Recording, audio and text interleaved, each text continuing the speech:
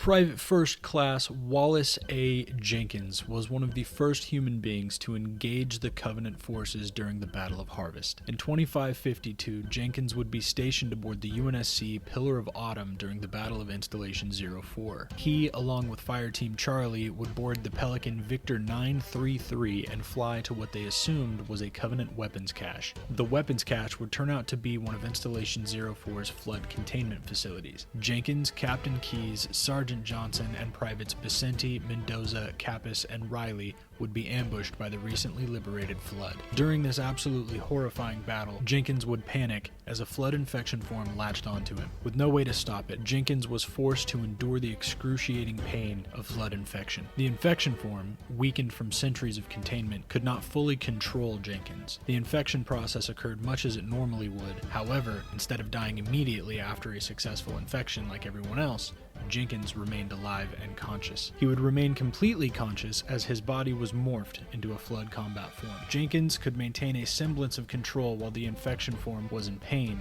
but outside of that, he was unable to do anything but watch his new body's actions. The newly infected Jenkins would follow a group of Flood to the surface where they would attack a group of ODSTs led by First Lieutenant Melissa McKay.